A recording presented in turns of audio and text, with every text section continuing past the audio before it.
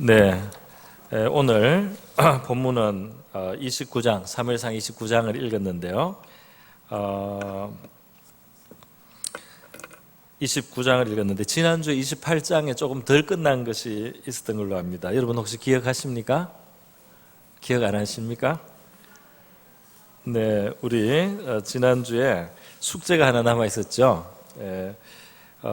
이 사울왕이 블레셋군을 전쟁을 앞두고 너무 두려운 나머지 신접한 여인을 찾아가는 장면이 있었습니다. 엔돌의 신접한 여인을 찾아가서 그 여인이 불러내는 사무엘 선지자를 만나고 사무엘 선지자가 아주 불길한 그러한 예언을 합니다. 내일 너가 죽게 될 것이라고. 그래서 책망하고요. 하나님의 말씀을 그동안 듣지 않은 것으로 그렇게 해서 이제 사울왕이 그러한 예고를 듣고 기진맥진하는 그런 내용으로 28장의 내용이 되어 있습니다. 여기서 이제 문제가 되는 것은 어떻게 이 사무엘이라고 하는 선지자가 이 신접한 여인의 그런 그 술법에 의해서 이렇게 불려 넣을 수가 있느냐 하는 문제예요. 그렇기 때문에 이 본문은 많은 사람들이 이것은 사무엘이 아니고 다른 어떤 악령이다. 악령이 사무엘의 모습을 가장해서 나타나서 이렇게 그 신용을 한 것이다. 이렇게 보는 견해가 많이 있었습니다. 그런데 문제가 이제 그렇게 간단하지가 않습니다. 문제가 그렇게 간단하지가 않아요. 왜 그러냐 하면 이 신접한 이러한 해석이 이제 많이 지지를 받는 이유는 선지자가 신접한 여인에게 불려 나온다는 게 말이 안 되고, 왜냐하면 이 신접한 그런 술법이나 무당이나 박수나 초혼자 이런 것들 자체를 성경이 금하고 있고 하나님이 율법에서 굉장히 가정한 일로 금지한 일이기 때문에 그러한 잘못된 악한 사술에 의해서 선지자가 넣을 수가 없다라고 이제 이렇게 보는 것입니다. 그래서 그러한 율법과 조화를 하고 그 율법의 정신에 비추어 봤을 때 이것이 사무엘이 될 수가 없다라는 이제 그런 견해가 상당히 우세해요.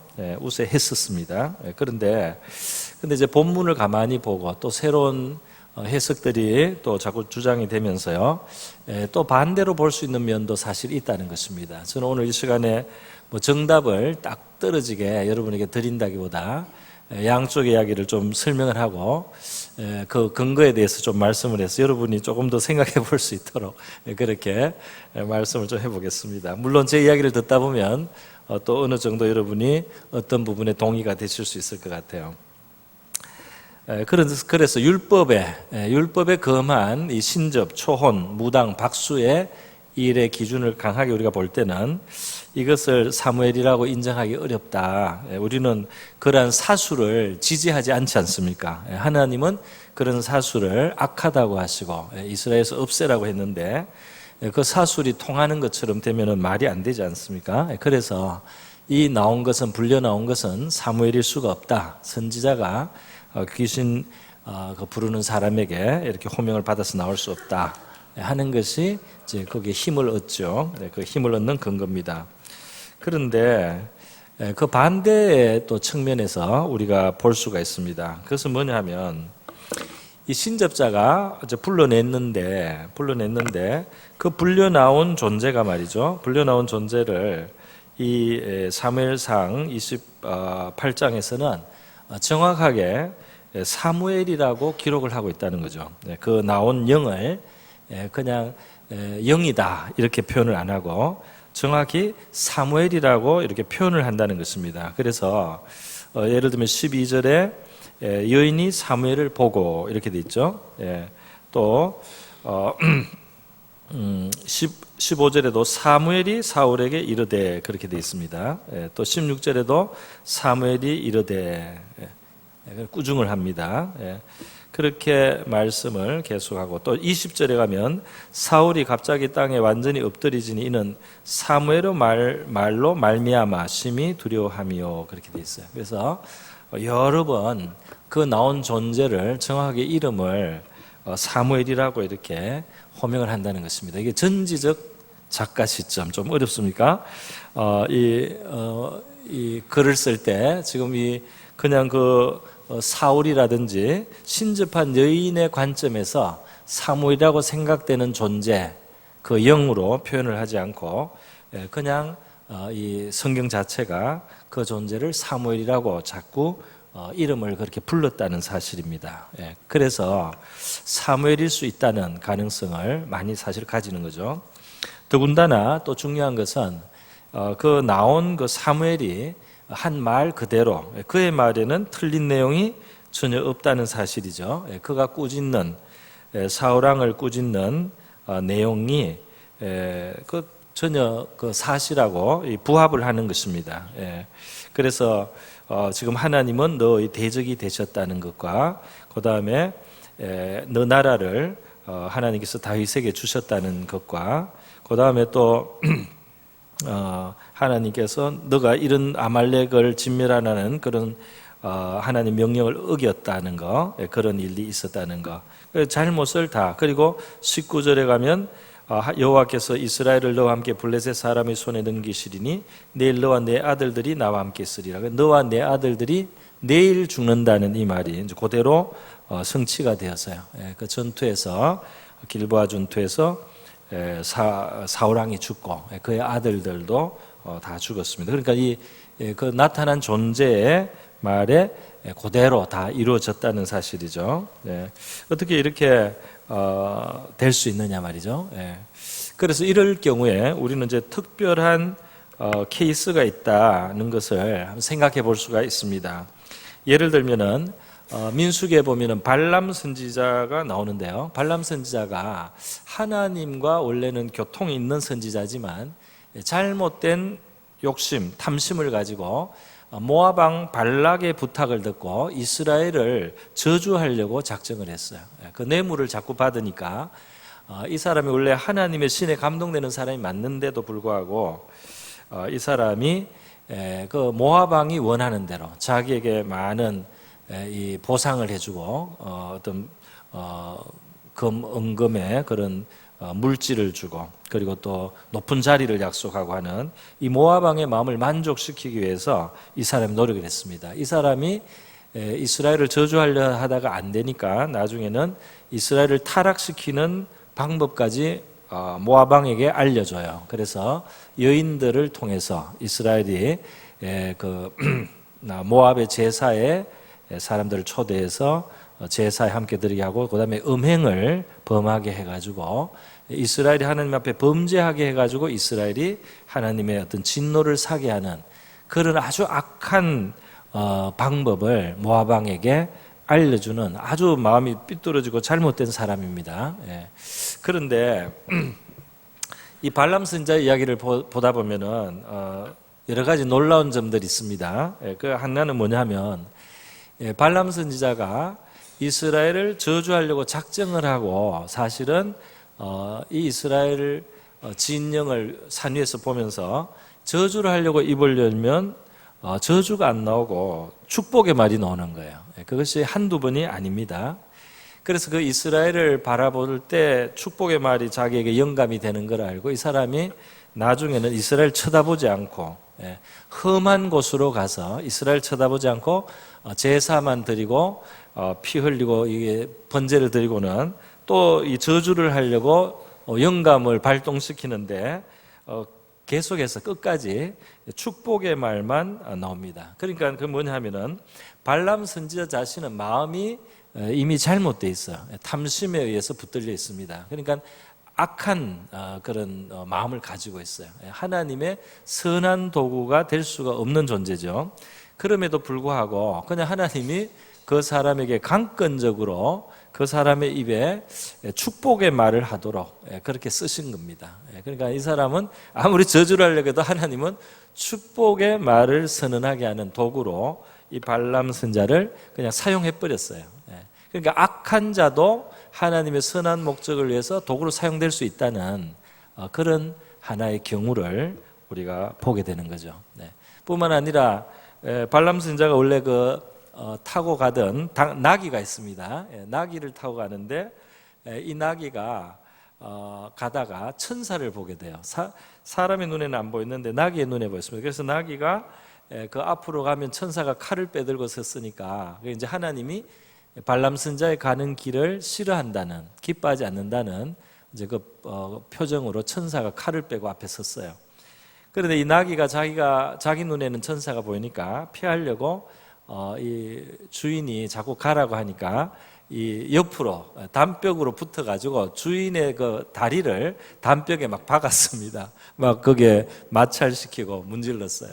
그래서 이 발람 선지자가 화가 나서 더 많이 때리고 이렇게 했는데 나귀의 입을 하나님이 여셨다고 돼 있어요. 그래서 나귀가 갑자기 사람 말을 하는 겁니다. 갑자기 나귀가 사람에서 왜 때리느냐.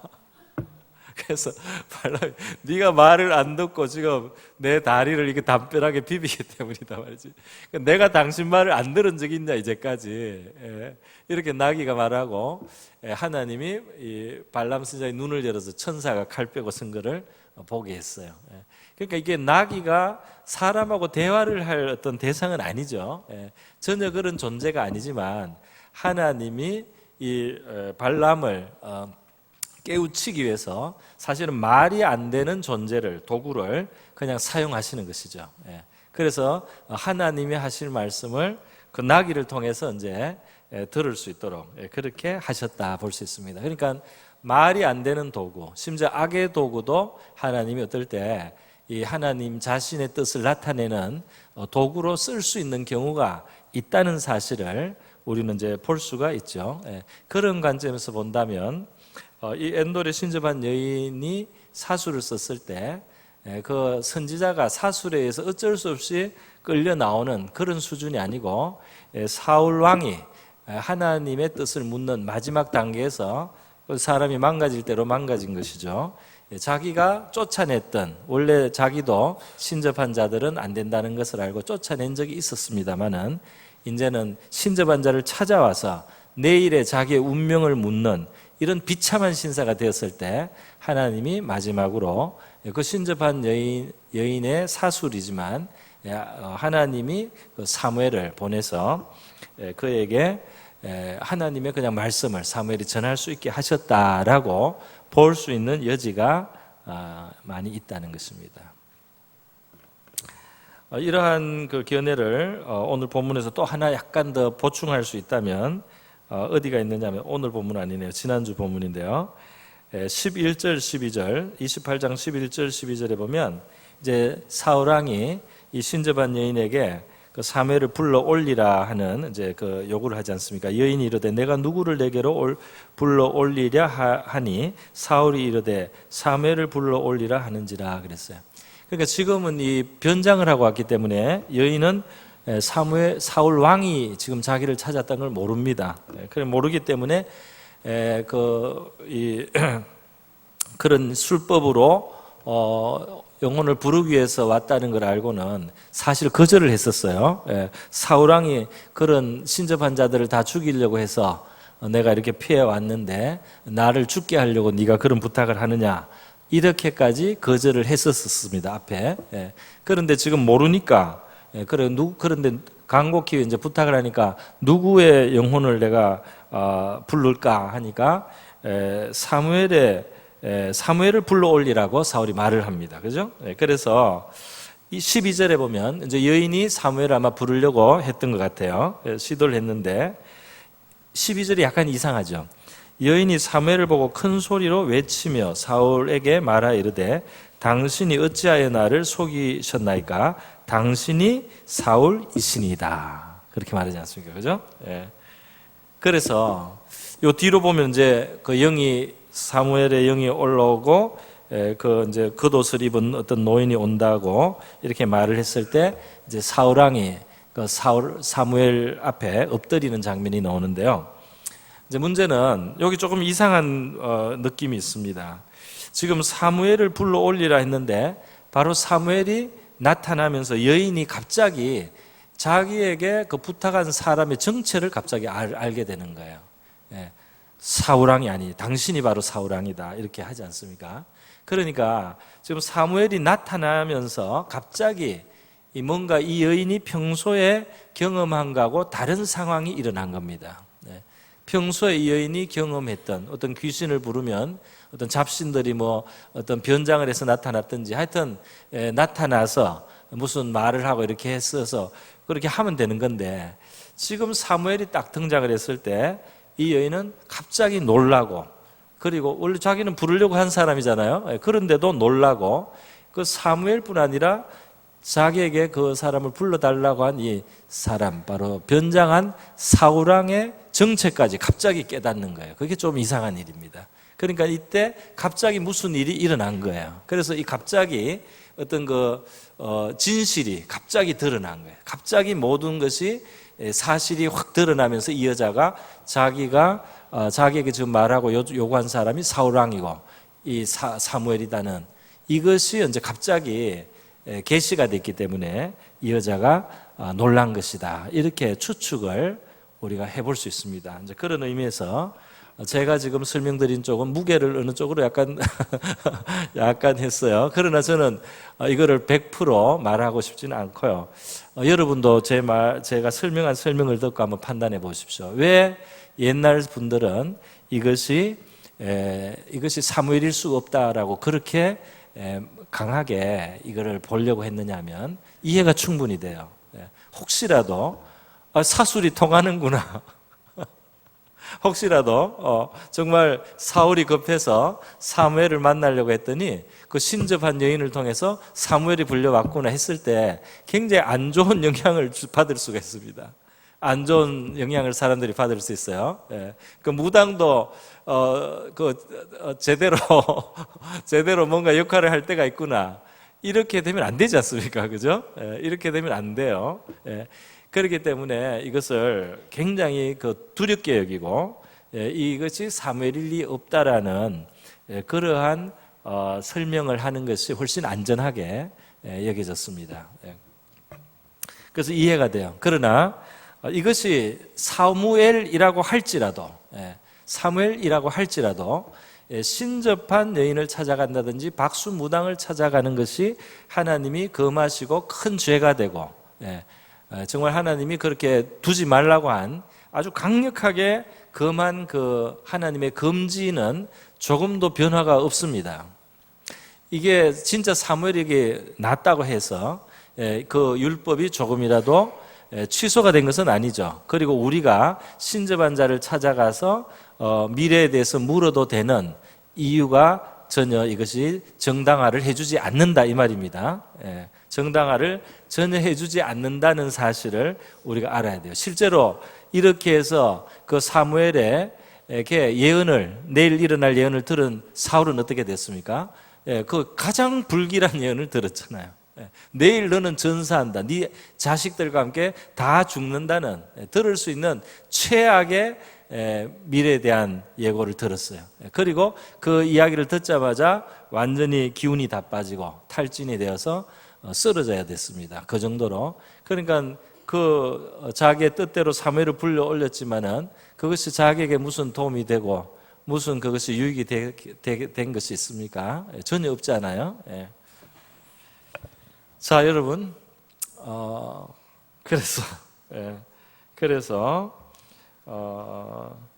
결론은 이것이 사무엘일 가능성도 상당히 많다는 거죠. 제가 설명한 것은 사무엘일 수, 이게 특별 케이스로 하나님이 말도 안 되는 도구를 통해서도 때로는 자기의 뜻을 나타내는 경우가 있다. 그리고 이게 사무엘이라고 거듭해서 나왔으니까. 그리고 이 일이 있다고 해서 우리가 신접자를 찾아가거나 무당을 찾아가는 것은 절대로 정당화되지 않는다. 그래서 하나님이 여전히 금하시는 큰 악이 된다는 사실입니다. 그 정도로 말씀을 설명을 드린 걸로 하겠습니다.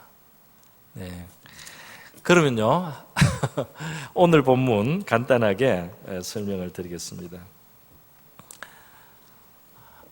그렇죠. 무당을 찾으면 안 됩니다, 여러분. 사무엘이 나타났다고 해서 이거는 아주 예외적인 경우다.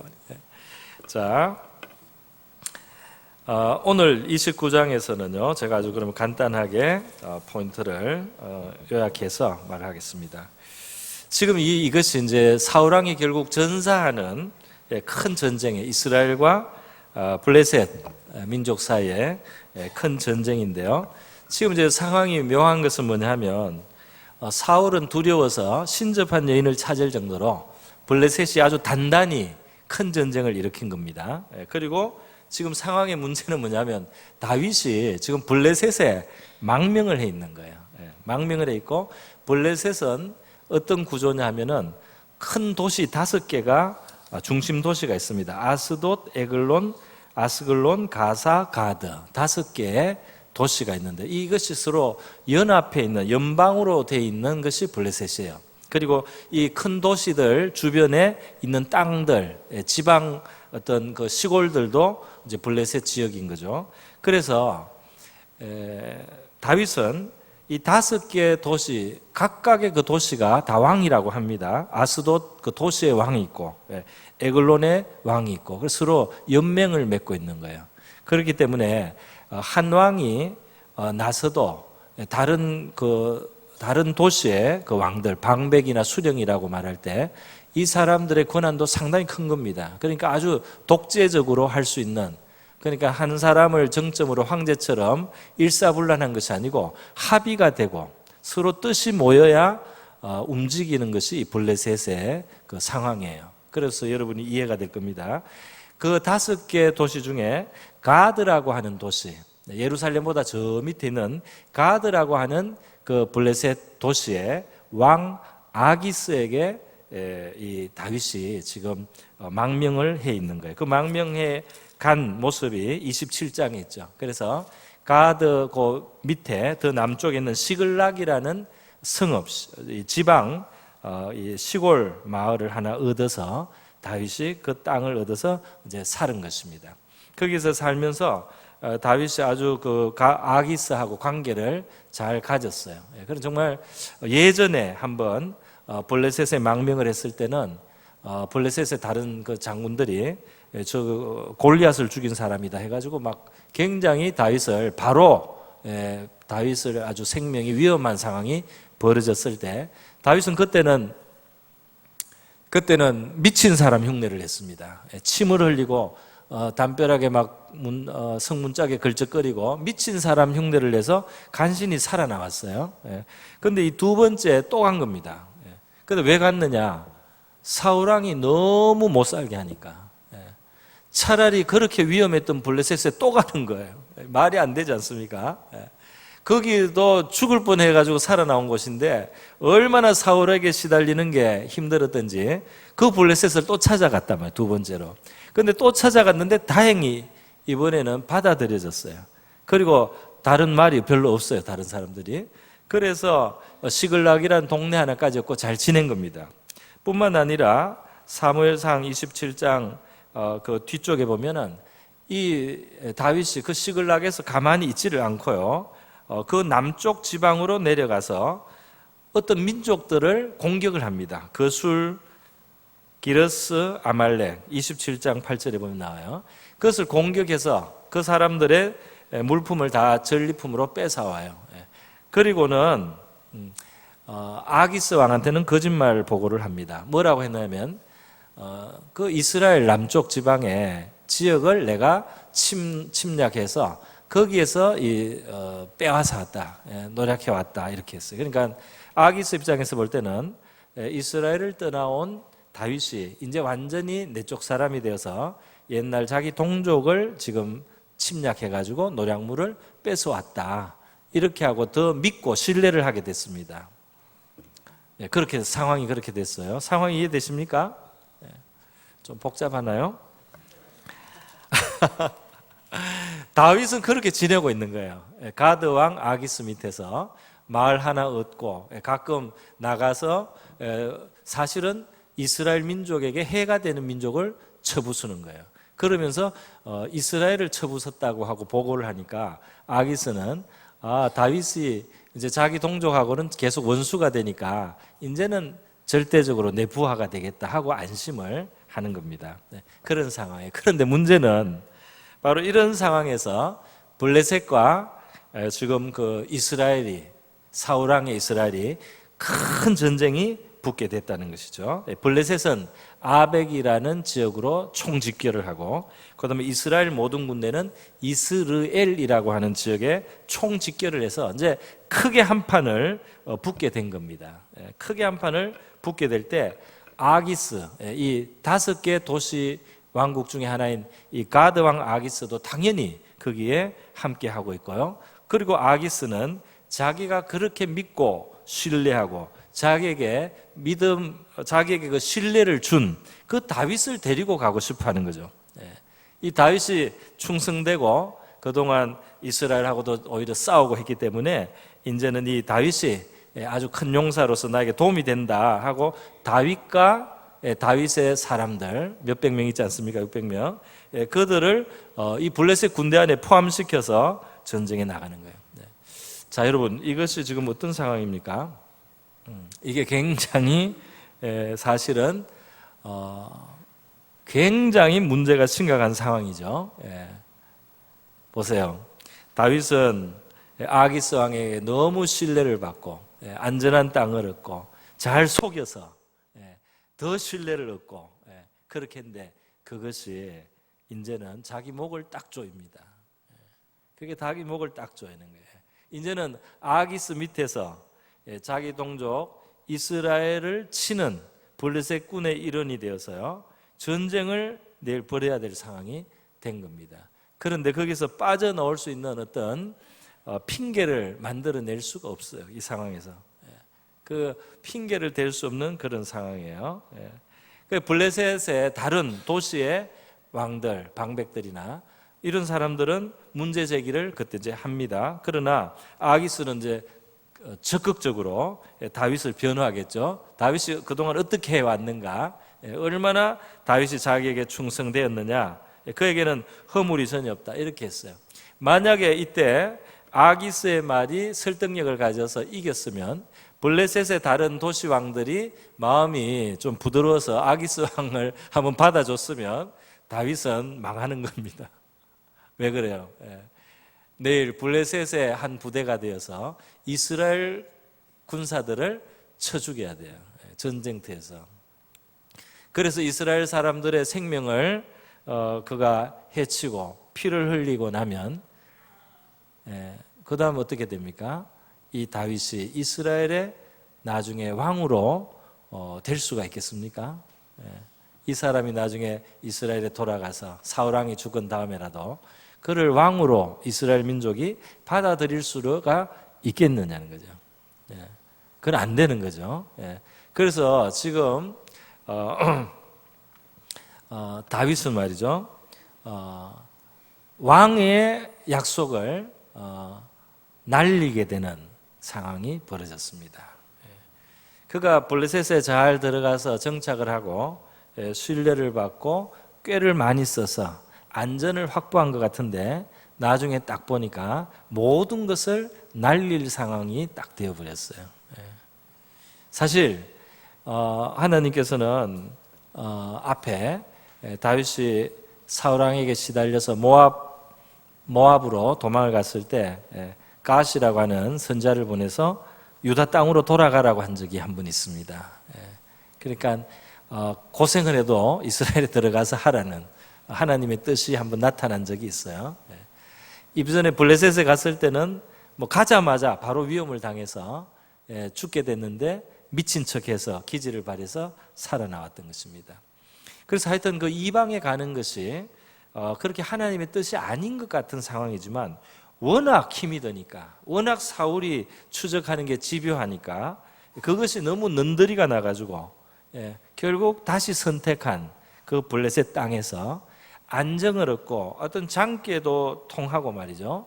뭐가 좀 된 것 같아서 이제는 살만하다고 싶었는데 딱 보니까 가장 큰 약속이 다 날아가고 이스라엘의 원수가 되고 이스라엘의 왕이 되기는커녕 이스라엘의 영원한 원수로 남게 될 그런 위기에, 최악의 위기에 다윗이 봉착하게 됐다는 것입니다.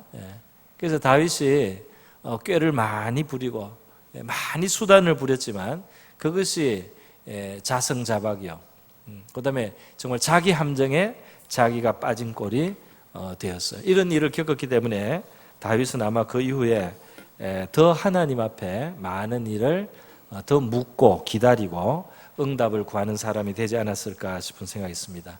근데 먼저 성경은 여기에 대해서 다윗이 잘못했다, 잘못하지 않았다 이렇게 판단의 말씀은 별로 나타내지를 않습니다. 다만 그런 선택을 해 갔을 때 그에게 얼마나 어려운 상황이 벌어졌는가, 이것으로 간접적으로 그의 선택이 문제가 있었다는 것을 우리에게 이렇게 알려주는 것으로 보입니다. 자, 그런데 여러분, 이렇게 다윗이 오늘 제목이 진퇴양난이에요. 지금 아기스 밑에 속해서 앞으로 나가서 전쟁을 하면은 어떻게 됩니까? 이스라엘의 원수가 되는 거고, 지금은 몸을 빼서 뒤로 물러날 명분이 없습니다. 아기스가 신뢰하고 있기 때문에, 자기를 너무나 신뢰하고 있기 때문에 자기 어떤 진짜 제일 그 가까운 건의 부대처럼 그렇게 여길 정도로 다윗을 신뢰하고 있단 말이에요. 그러니까 물러날 수가 없어요. 그럼 물러난다면 그때부터 의심을 받겠죠. 아, 이스라엘하고 싸우려고 하지 않는구나. 의심을 받게 됩니다. 그래서 자기가 위험해지는 것이죠. 앞으로 나가도 위험하고 뒤로 물러나도 의심을 받아서 위태롭게 되는 딱 진퇴양난에 피할 수 없는 함정에 딱 걸려든 겁니다. 신뢰를 받았다고 좋아하고 이제는 내가 아주 머리를 잘 썼다고 생각하고 이렇게 해가지고 다윗이 안심을 했는 바로 그것이 자기의 목줄을 꽉 잡아가지고 앞으로 가도 망하고 뒤로 가도 망하는 그런 자리에 다윗이 딱 있게 됐다. 그러니까 다윗이 아마 이럴 때 얼마나 낙심이 되고 또 두렵고 또 자기의 그 지혜에 대해서 회의를 했지 않겠는가, 우리가 이런 추측을 할 수 있습니다. 자, 그런데 어떤 일이 일어납니까? 바로 다음에 이제 놀라운 일이 일어나는 거죠. 다음에 일어나는 일은 뭐냐? 아기스가 다윗은 충신이야, 나의 충신입니다, 여러분. 동맹왕들이여 두려워하지 마시오. 다윗은 이제까지 절대로 우리가 이제 의심할 필요가 없는 사람이 됐습니다. 이렇게 했는데도 불구하고 그 블레셋의 다른 그 방백들의 마음이 조금도 움직이지가 않고 말이죠. 그들이 끝까지 고집을 해서 저 다윗은 절대로 데려가면 안 된다. 우리가 위험하다 하고 다윗을 거절하는 겁니다. 다윗으로 볼 때는 정말 다행이죠. 정말 다행이에요. 근데 다윗이 그냥 또 아유 감사합니다 하고 빠져나오면 의심을 받아요. 그래서 여러분이 보시다시피 아기스가 다윗에게 미안하다는 듯이 말을 합니다. 나는 너가 잘못이 하나도 없고 너가 충성되는 것을 알지만 저 블레셋 방백들이 너의 그 충성을 모른다. 참 미안하게 됐는데 이번 전쟁에는 못 가겠다. 좀 빠져야 되겠다. 이렇게 했을 때 다윗이 그 상황에서 이제 그 아기스가 믿는 사람의 그 쇼맨십을 발휘합니다. 아니 나를 왜 못 가게 합니까? 이럴 수 있습니까? 억울합니다. 막 이렇게 하면서 빠져나오는 거예요. 그렇게 해서 빠져나와서 전쟁을 하지 않아도 되는 상황이 됩니다. 그리고 이때 빠져나왔을 때 정말 빠져나왔어야만 했어요. 왜냐하면 이때 빠져나오지 않았으면 시글락이 그 틈에 아말렉이라고 하는 또 다른 종족이, 이스라엘 아주 원수된 종족이 이 다윗이 얻어 살던 그 시글락 동네를 공격을 해서 다윗의 가족 또 다윗의 그 같이 있던 사람들의 그 여자들, 아내들과 자식들 그리고 그 가축들을 다 노략을 해서 가버린 거예요. 탈취를 한 거예요. 그러니까 이때 돌아가지 않았으면 완전히 큰일 날 뻔했습니다. 되찾지 못할 뻔했어요. 다행히 바로 탈취당한 직후에 지금 돌아갔기 때문에 나중에 보면은 그걸 되찾아올 수 있는 그런 기회가 있었습니다. 자, 여러분, 여기서 무슨 제가 말씀을 드리려고 하느냐면 이겁니다. 다윗은 너무 힘들어서요. 너무 힘들어서 사울에게 시달리는 게 너무 힘들어서 그게 별로 바람직하지 않지만 블레셋으로 지금 두 번째 망명을 하고 거기서 좀 꾀를 부려봤는데 그것이 자기 목을 조르는 자기 목을 떨어지게 할 수 있는, 앞으로 가도 죽고 뒤로 가도 죽는 자리고 결국 자기를 몰아갔습니다. 그런데 이때 다윗의 사는 길은 다윗 자신에게서 나오지가 않는다 이 말입니다. 다윗 자신이 자기 살 길을 못 만들어내는 상황이죠.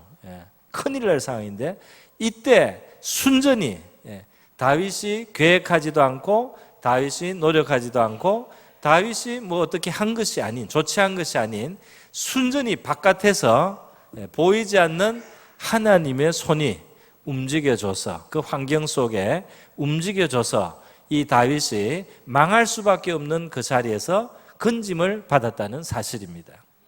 다윗이 똑똑해서나 용감해서나 날쌔거나 지혜롭거나 지금 그것이 하나도 통할 수가 없는 상황이에요.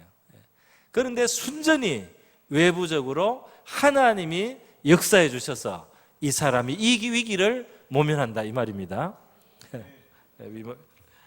그런데 다윗의 이야기를 지금 사무엘상에서 앞에서부터 여러 사건을 겪었는데요, 그것을 더듬어 볼 때 사실 이것이 처음이 아니다 이 말입니다.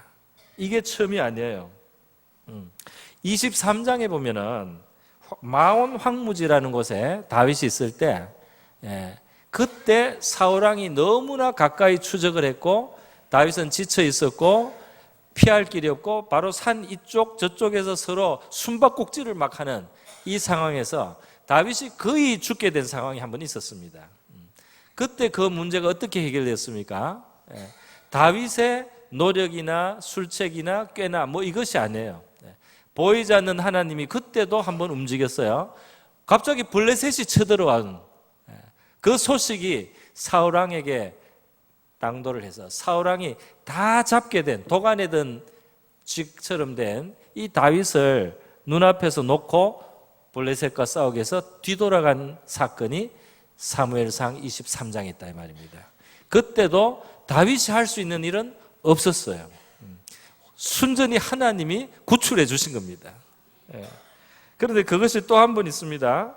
25장에 보면 우리 나발이라고 하는 아주 무례한 사람, 부자인데 다윗을 멸시한 사람 있지 않습니까?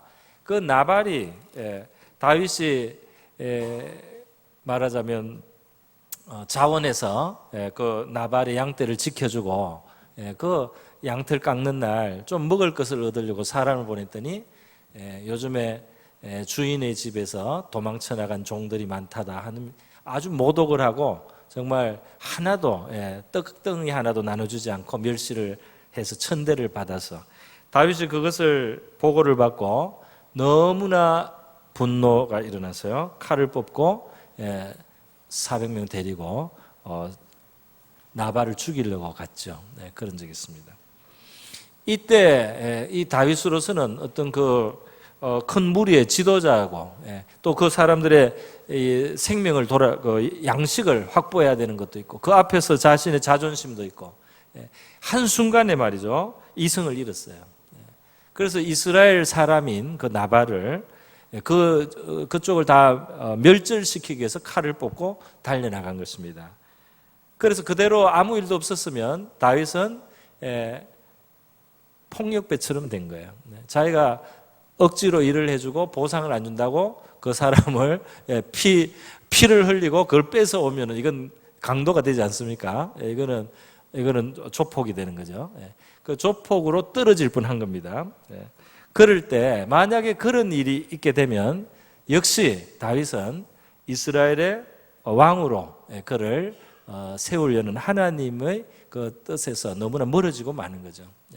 그가 복수를 한 사람이 되고 이스라엘 동족을 해친 사람이 되고 그죠? 그리고 그 물건을 뺏어고 사람을 죽인 이런 일이 되기 때문에 다윗은 너무 분이 사로잡아서 그 순간에 앞뒤를 가리지 못했어요. 그래서 다 죽이겠다고 갔는데 그때 어떤 일이 일어났습니까? 아비가일이라고 하는 여자가 그 나발의 바로 부인인데요. 그 여자가 굉장히 지혜로운 여자가 갑자기 나타나서 그 길을 가로막은 겁니다. 길을 막고 굉장히 설득력 있는 말로 다윗의 마음을 바꿔줬어요. 물론 양식도 가져오고요. 그렇게 해서 다윗의 자존심을 살려주고, 그리고 다윗이 잘못하고 있다는 것을 깨닫게 해서 돌아가게 해서, 그래서 다윗이 하나님을 찬송하면서 감사하면서 돌아가지 않습니까? 이때 다윗이 엄청나게 큰 실수를 할 뻔한 겁니다. 그러니까 결국 자기가 죽는, 자기가 망하는 길로 달려간 거예요. 그 분노가.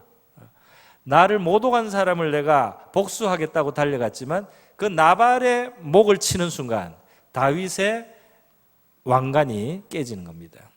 그리고 자기가 깡패밖에 안 되는 거예요. 다시는 이스라엘 위에 하나님이 주신 큰 축복의 자리에 갈 수가 없는 겁니다.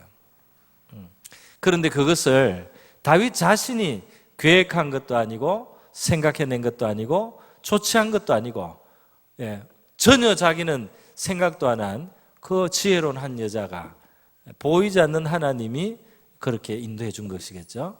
그 아비가일이라고 하는 여자가 다윗이 망할 길을 딱 막아준 겁니다. 할렐루야. 죽을 줄 모르고 달려가는 사지에서 딱 막아준 거예요, 그 여자가. 그리고 지금 바로 오늘 일어난 일이 세 번째가 되겠습니다. 오늘도 다윗은 자기는 잘한다고 가드 왕의 신뢰를 실컷 얻었어요. 아주 그냥 아주 요상한 방법까지 다 동원해서 가드 왕이 정말 자기를 철떡같이 믿게 만들었는데, 그 결과로 가드 왕의 아주 친위 부대가 되어가지고 이스라엘과 전쟁을 붙어야 돼요. 동족을 쳐 죽여야 되는 그 사지로 다윗이 가고 있었다 이 말입니다. 그런데 역시 이때도 다윗의 계획이나 생각이나 어떤 조치가 아닌 전혀 바깥에서 다윗이 그 망하는 길을 가지 않도록 막아주는 손이 역사했다 이 말입니다. 할렐루야. 그래서 말이죠, 정말 다윗이 훌륭하기 때문에, 다윗이 지혜롭기 때문에, 다윗이 용맹하기 때문에 다윗이 성공했다, 다윗에게 아름다운 역사가 이루어졌다, 이렇게 말할 수가 없는 거죠. 그는 연약한 인간이었어요. 그래서 불완전한 길을 택했습니다. 온전치 못했습니다. 그리고 조금 잘못하면은 천길만길 낭떠러지에 떨어질 수 있는, 거기에 정말 대못이 삐쭉삐쭉 나 있는 그 함정에 푹 떨어져서 한 번에 죽을 수 있는 그런 함정들과 올무가 있는 세계에 틈바구니에 다녔어요. 때로는 미끄러져서 완전히 죽을 수 있는 상황으로 몇 번이나 미끄러졌는데, 그때마다 자기가 해낸 것이 아닌 하나님의 손이 보이지 않게 배경이 되고 사람들을 움직여서 다윗이 그 망하는 자리에 가지 않도록 막아주신 일들이 거듭해서 있었다 이 말입니다. 할렐루야. 그 옛날에 우리 유명한 이야기지 않습니까? 어떤 사람이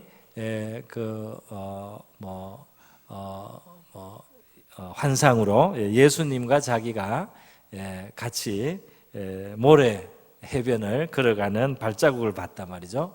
그 발자국이 두 개가 찍혀 있단 말이죠. 하나는 예수님의 발자국, 하나는 자기 발자국. 옆에서 동행했단 말이죠. 그런데 어느 순간에 가니까 발자국이 이게 네 개가 나와야 되는데 두 개만 있어요. 한 사람의 발자국만 있어요. 그래서 그 발자국이 때로 한 사람의 발자국만 있고 두 사람의 발자국이 없는 곳이 중간중간에 있는데, 그 중간중간에 있는 그 길이 언젠가를 생각해 보니까 자기가 제일 힘들 때, 자기가 가장 어려운 일이 있을 때였다는 겁니다. 그래서 이 사람이 주님께 항의를 하기를, 주님, 평소에 나와 동행해 주신 것은 감사한데 왜 내가 제일 어려울 때는 내 혼자 간 겁니까? 왜 그때는 주님의 같이 안 가고 발자국이 한 사람 발자국만 남았습니까? 이때 주님이 뭘 하셨습니까? 이렇게 했다는 거 아니에요? 그랬더니 주님이 그 발자국 좀 잘 보거라. 발자국을 잘 보니까 주님의 발자국만 있는 거예요. 자기 발자국이 없어요. 이때 너는 너무 힘들었기 때문에 내가 너를 업고 내가 갔다. 그거는 내 발자국이야. 그때는 너는 아무것도 못했어. 그냥 내가 업고 간 거야. 그래서 너는 그 어려운 시간을 넘어간 거다. 너가 완전히 한계에 도달했을 때 내가 순전히 업고 어려운 고비와 그 구간은 내가 건너준 거다. 그렇게 예수님이 말했다는 그런 이야기가 있습니다. 오늘 다윗의 이 모습 속에서 우리가 좀 비슷한 것을 보는 것 같습니다. 한다고는 하지만 한계가 있어요. 심지어 성경에는 그렇게 심하게 나무라지도 않습니다. 정말 어려운 것을 동정해 주시는 것 같아요. 그렇게 해야지 겨우 살아남을 수 있는 그런 어려운 시간을 다윗이 보냈다는 것을 헤아려 주시는 느낌도 듭니다. 잘한 것은 아니지만 그러나 그렇기 때문에 정말 문제가 생기고 정말 망하게 되는 그런 위기에 위험이 있는 바로 그때에 다윗은 오직 순전히 하나님의 선하신 도우심으로 그 위기를 넘어서 왔다 하는 것입니다. 오늘 저와 여러분이 가는 믿음의 여정 속에도 이런 면들이 있을 수 있지 않을까 그런 생각을 합니다. 우리가 어떨 때 훈련을 받고 또 우리가 어떤 좋은 덕을 나타내기도 하고 지혜를 나타내고 믿음을 나타낼 수도 있지만 정말 어떨 때는 꼼짝없이 우리가 아무것도 할 수가 없고 망할 수밖에 없는 그런 시간이나 어떤 그런 환경이 때로 있을 수 있는데요. 그때 하나님이 그냥 웅덩이에 구덩이에 빠진 우리를 내려오셔서 건져내셔서 구덩이에서 건져주시고 우리를 평탄한 곳으로 우리를 반석 위로 그렇게 끌어올려 주시는 그러한 역사가 있기 때문에 우리 성도들의 믿음의 여정이 가능한 줄로 믿습니다. 그렇게 우리를 살려주시는 하나님께 감사하고요. 우리 이 신실하신 하나님을 의지하고 조금 더 그래도 우리가 믿음의 길을 걸어갈 수 있도록 하나님 앞에 믿음으로 우리가 화답하며 살아갈 수 있는 우리가 될 수 있게 해달라고 우리 다 같이 한번 기도하고 마치겠습니다. 기도합니다. 하나님 아버지, 오늘 이 사무엘상 말씀으로 블레셋과의 전투에 나가야 하는 앞으로 갈 수도 뒤로 빠질 수도 없는 바로 그러한 터무니없는 상황에서 하나님 다윗은 그의 수단을 다하고 하나님 그의 지혜를 다했지만 결국 그는 진퇴양난에 처하고 말았습니다. 하나님께서 이러한 궁급한 자리에 있는 다윗을 다시 한번 건져주신 것, 그 보이지 않는 손으로 하나님 그가 돌이킬 수 없는 자리에 가지 않도록 그를 막아주시고 그를 보호하여 주신 하나님의 손길을 봅니다. 앞에서도 그가 나발에게 복수를 하려고 할 때 그 길을 하나님이 막아주셨고 하나님이요 또 그 앞에도 하나님께서는 다윗이 거의 잡히게 된 아버지 그 상황에서 마온 항무지에서 그를 블레셋 군을 통해서 건져주셨습니다. 하나님 아버지 첫 번째 블레셋에 피신 갔을 때도 그에게 미친 사람의 그러한 신용을 하고 살아나올 수 있도록 도와주신 것도 하나님 그 속에도 하나님이 주신 손길이 있었다고 믿습니다. 하나님 우리는 잘못된 하나님 우리의 믿음의 이 한계 연약함 속에 우리의 무지와 하나님 우리의 어리석음은 우리 스스로 우리를 해치는 길로 우리를 인도할 때가 많습니다. 그러나 정말 더 이상 우리가 갈 수 없는 바로 그 자리에서 하나님이 개입해 주시고 하나님의 손이 나타나셔서 하나님의 깊은 웅덩이에서 건져주시는 그러한 손이 나타나는 것을 보게 됩니다. 하나님 아버지 저와 우리 성도들 우리의 삶 속에도 때때로 그러한 하나님의 손을 경험하게 되는 줄 믿습니다. 아버지 그래서 바로 이 하나님의 손을 우리가 기대하고 의지하면서 조금 더 하나님 앞에 믿음의 응답을 하고 믿음의 화답을 하며 살아갈 수 있는 우리가 되기를 원합니다. 조금 더 믿음의 선택을 하고 용기를 낼 수 있는 하나님의 뜻에 조금 더 가깝게 다가갈 수 있는 저 우리 성도들 될 수 있게 하여 주시옵소서. 할렐루야 감사합니다. 바닥에 다다른 우리를 건져주신 하나님께 감사합니다. 고모신 하나님 아버지 오늘 우리 진퇴양난에 처한 다윗 그의 지혜를 다하고 그의 꾀를 다했지만 결국은 스스로 파멸할 수밖에 없는 바로 그 해결이 없는 바로 그 길에서 우리 하나님의 보이지 않는 손이 그를 건져내시는 모습을 우리가 오늘도 봅니다. 거듭해서 그의 곤란 중에 하나님께서 이와 같이 역사하심으로 그가 믿음의 여정을 걸어갈 수 있었듯이 오늘 이 자리에 있는 주의 백성들과 부족한 종에게도 하나님 우리의 힘이 다하고 우리의 믿음이 바닥을 드러낼 때 주님이서 우리 스스로 어리석은 판단과 또 우리 스스로 어리석은 선택으로 말미암아 큰 함정에 빠져 있을 때 우리의 하나님의 도우심이 아니면 우리에게는 소망이 없는 줄 믿습니다. 여지없이 막다른 곳에서 도움의 길을 내시고 길을 열어주신 우리 하나님, 다윗이 걸어간 연단의 길은 굉장히 힘들고 가혹하게 보였지만은 너무나 세밀하게 그의 형편을 감찰하시고 진실로 위태로운 순간에는 여지없이 나타나시는 하나님의 도우심이, 하나님의 큰 손이, 웅덩이에서 건지시는 하나님의 큰 손이 역사했듯이 우리의 삶에도 그러한 하나님의 손이 역사하심을 우리가 깨닫고 또 믿고 감사하면서 하나님 앞에 믿음으로 선택하며 살아갈 수 있는, 조금 더 믿음의 길을 걸어갈 수 있는 우리 모두가 되게 하여 주시옵소서. 고모신 예수님의 귀하신 이름으로 기도드립니다.